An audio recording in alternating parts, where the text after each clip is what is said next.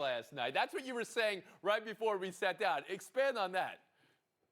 Well, and that's the thing. You look at these unbelievable Michael Jordan moments. You look at the double nickel that he had at Madison Square Garden. He didn't even take the game-winning shot. He passed the ball to Bill Wennington. He finds a way. And a game that they needed, and again, LeBron is unbelievable. He scored 2 points in the fourth quarter. They needed to close that. They needed that game last night. Let's remember that, too. Last word Frank, Bill knows I'm right. Last night was all about LeBron. The players were all distracted. They were passing the ball to LeBron. It was about LeBron. He was exhausted. Looked like they were unhappy. It was I want to ask you about that. Let's talk about the play he got the record, Plaschke. All right, Thomas Bryant was calling for the ball.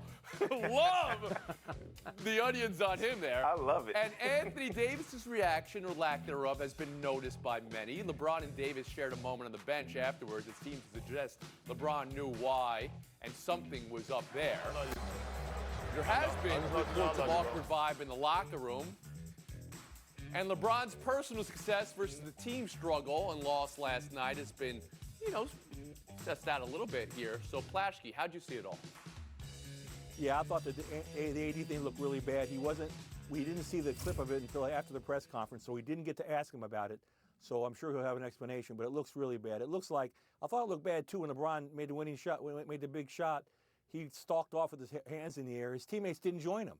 He was like a celebration of LeBron, not of the Lakers, not of the team, and I thought that was a little bit odd. And I think it shows the Lakers are pretty much a dysfunctional mess. But it is a personal record, right? Harry Lyles Jr., it's not a Lakers team record. This is a personal record. But still, it'd be nice if his teammates celebrated with him, I thought. Yeah, no, I mean, for sure. I think the thing that, to me, that stuck out was not necessarily the clip that we just showed, but it was another one where LeBron was saying, hey, I love you. And then he said those validating I know words to Anthony Davis as if, hey, I understand you're upset about something. We don't know what that is. I don't know that we'll find out. But clearly he was bothered by either the game, something a coach, something a player said to him. But to me, I would like to think if I was Anthony Davis, I would realize I'm getting ready to watch history that most other people are not going to see, and most people watch through their phone in that arena. So you would like to hope that a guy would actually be a little bit more aware than that. Tinsley. Yeah, he was asked after the game, like, what needs to change? And he was like, win games. Simple. So he could just be annoyed with the way this season is going. And honestly, deservedly so. I think a lot of people feel like that.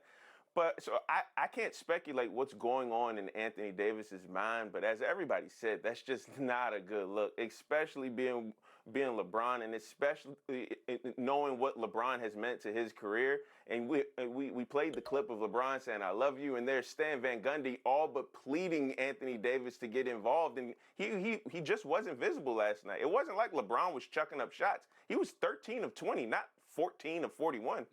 Frank Isola. Bill Plaschke with the greatest Freudian slip. He said the game-winning shot. No, it wasn't a game-winning shot. It was one that broke a record. It was an individual record. And maybe, just maybe, Anthony Davis thought they're going to play out. Maybe Anthony Davis thought we're going to play out the third quarter, the last 10 seconds, and then we'll play the fourth quarter. We'll try to win the game we need to win, and then we'll celebrate. Why are we stopping right now and celebrating? Clearly, it interrupted LeBron. He was on his way to 50 points. He scored 38. So what is it about winning? It's an unbelievable accomplishment. Again, they should have waited until after the game. Maybe that's what Russell Westbrook and Anthony Davis were thinking. We'll do this at the end of the game. Plaschke. Frank, you mean you don't think they should have stopped the game for it? All-time leading scorer. You don't think they should have stopped? They stopped the game when Kareem did it. They did. They absolutely. I went back and I thought maybe back in 1984 they wouldn't do it. They should have stopped 7 minutes. Last night was 9 minutes. It was a moment. All right. Come on, Frank. Something Tinsley said earlier I want to get to here. How far away can LeBron put this record? Because that's going to be fascinating. He could play a few more years. Last night with Shaq, he talked about the future.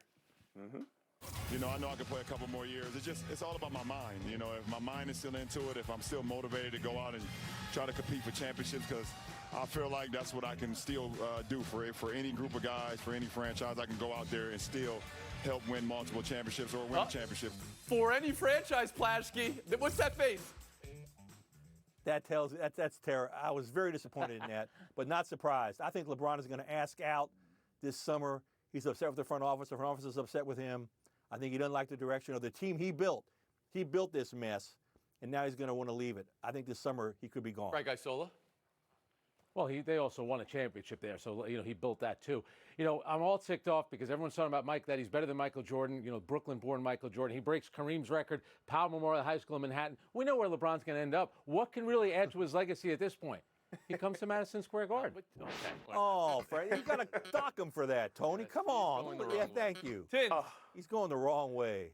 Yeah, I mean, one thing we know about LeBron James, amongst many things, he's a basketball mercenary. He'll go to a different team, he'll bring you a title, and you deal with the results from there. We all hear the talk about LeBron and the front office and the rumors that are coming out of there. This relationship feels way more in the rear view than it does in out the dashboard. It feels like it's over, but I can't say that it's over just yet. But he's planting the seeds. Got to appreciate LeBron as somebody who knows not to overstay his welcome, because it does seem like he might be on his way out at some point.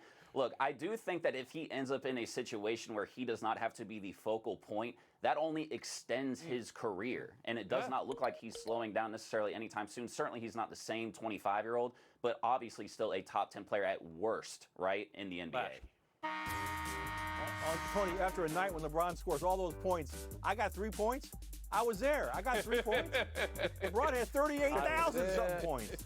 Go to Charlotte. Man. Play for Michael Jordan. Come Win a on, championship man. there. How about that for LeBron? Taking a break. Buy or sell on the